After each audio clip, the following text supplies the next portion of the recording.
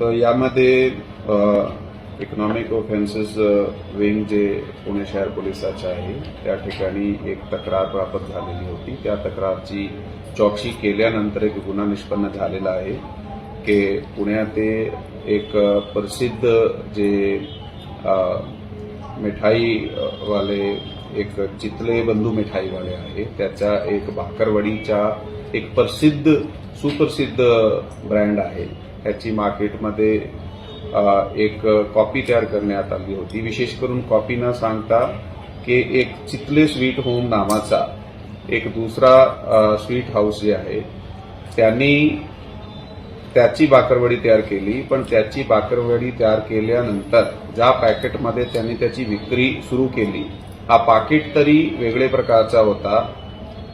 जसा की चितले बंधू मिठाईवालेचा पाकिट आहे त्यापासून वेगळे प्रकारचा होता. परंतु त्यांनी त्याची साईडवर त्याच्या कस्टमर केअर नंबर त्याच्या मॅन्युफॅक्चरिंग डिटेल जे सर्व असतात त्यामध्ये ईमेल आयडी वेबसाईट डिटेल्स वगैरे आहे हा चितले बंधू मिठाईवाल्याचे वापरले आहे. आणि म्हणून काही जागा जसा जिओ मार्ट म्हणाला किंवा मोठे मोठे दुसरे काही जनरल स्टोर्स आहेत त्या ठिकाणी पत्ता सुद्धा आणि डिटेल सुद्धा जे आहे चितले बंधू मिठाईवाल्याची देण्यात आली होती.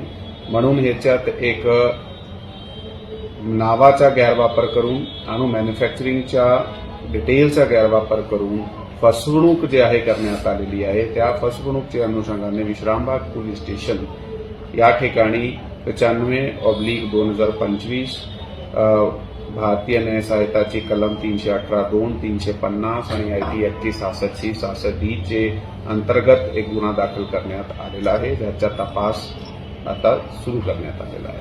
सर हा गुन्हा कुणावर दाखल करण्यात आले ते कोण आहे?